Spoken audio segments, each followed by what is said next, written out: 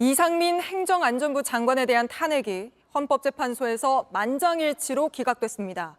이태원 참사 이후의 발언들이 매우 부적절했고 대응 초기에 이 장관이 시간을 허비했다는 의견도 있었습니다만 재판관 9명 모두 장관직을 뺏을 만큼은 아니라고 판단했습니다.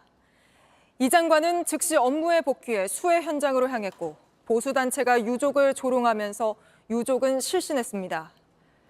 이로써 참사가 일어난 지 10개월이 지났지만 책임지고 물러난 고위공직자는 단 한 명도 없게 됐습니다. 먼저 오늘 헌재 결정 내용부터 박병현 기자가 보도합니다. 구인의 재판관 전원이 기각으로 판단하였으므로 다음과 같이 선고합니다. 이 사건 심판 청구를 기각한다. 재판관 9명 만장일치로 내린 결론입니다. 이태원 참사를 막을 예방조치와 이후 대응 과정에 중대한 법 위반이 있었는지가 쟁점이었습니다.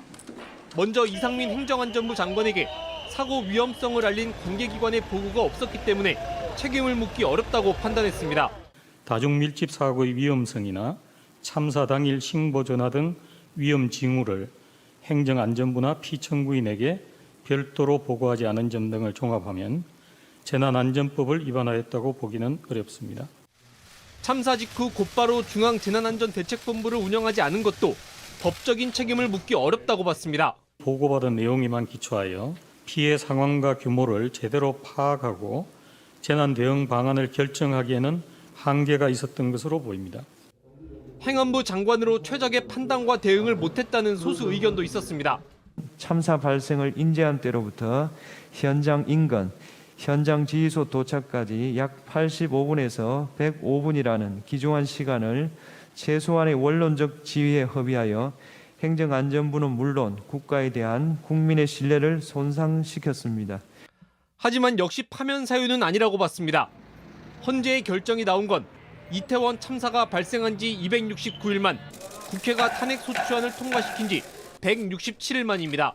JTBC 박병현입니다. 보신 것처럼 이 장관은 헌재 결정으로 모든 책임을 벗었다는 듯한 모습이지만 헌재는 이 장관이 참사 이후 한 말들이 매우 부적절하다고 판단했습니다. 법적으로 탄핵할 정도가 아닐 뿐 국민들에게 큰 실망감을 줘 신뢰를 잃었다고 했습니다. 일부 재판관들은 더 나아가서 법을 어긴 수준이라고까지도 봤는데 계속해서 이서준 기자가 짚어드립니다. 이상민 행정안전부 장관이 단상에 섰습니다. 이태원 참사 다음 날입니다.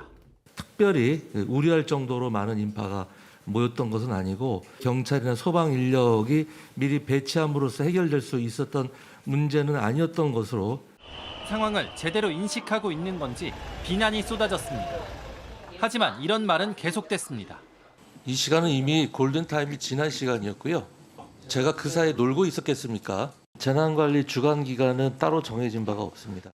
한술 더 떠 누군들 폼나게 사표 던지고 싶지 않겠나란 문자 메시지를 보낸 사실까지 공개됐습니다.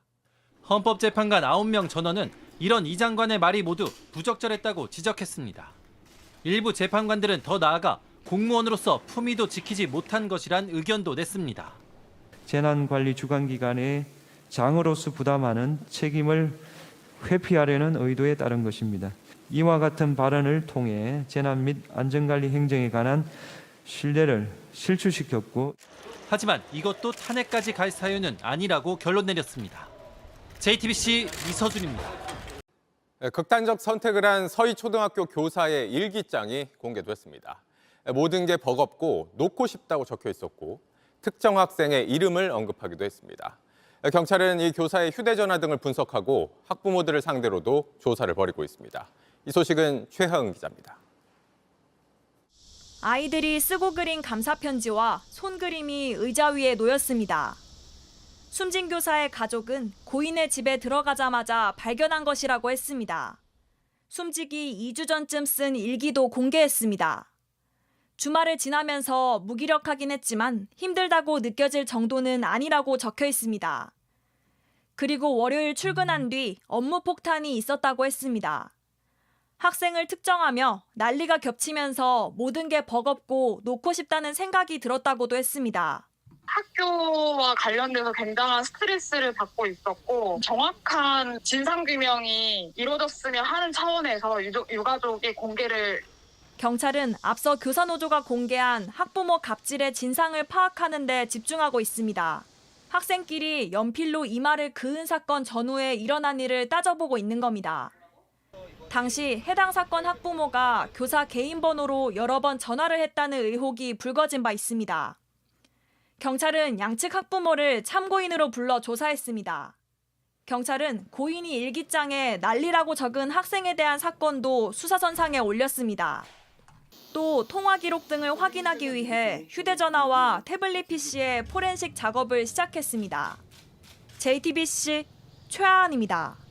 네, 다음 소식입니다. 서울 노원구의 서울여대에서 지난주 쏟아진 비로 도서관 외벽이 무너지고 기둥에 금이 가는 일이 벌어졌습니다. 저희가 확인해 보니 올해 안전진단에서 가장 높은 등급을 받았는데도 이런 사고가 났습니다. 김한수 기자가 취재했습니다.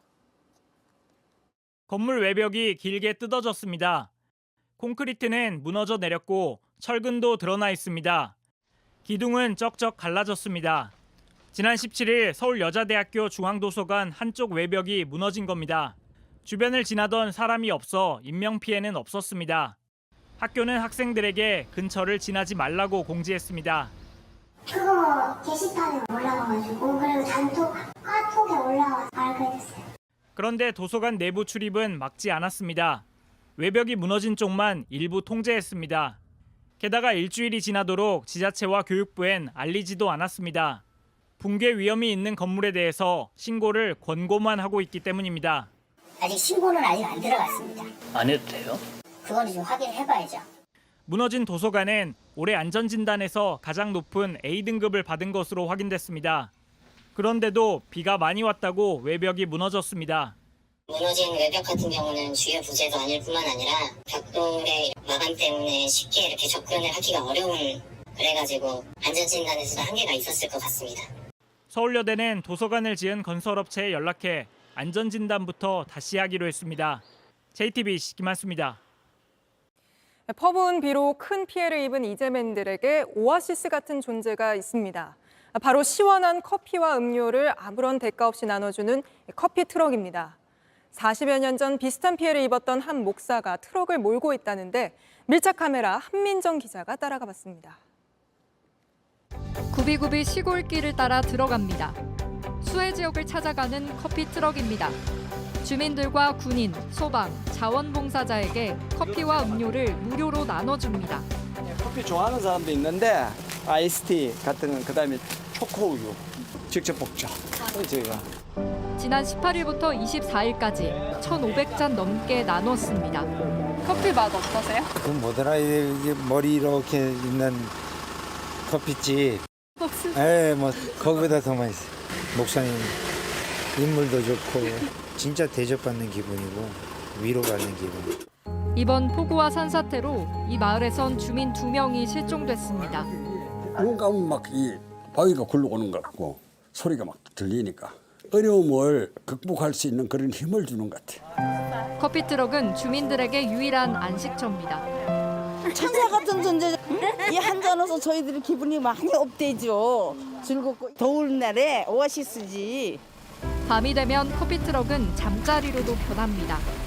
오늘 여기서 그러면 주무시는 건가요? 이제 여기 또 수해 당하신 분들이 마을에 관해서 주무시고 계시는데 뭐 제가 따뜻한 곳에서 자는 게 또 예의가 아닌 것 같아서 그냥 같이 저도 아픔을 나눈다 생각해서.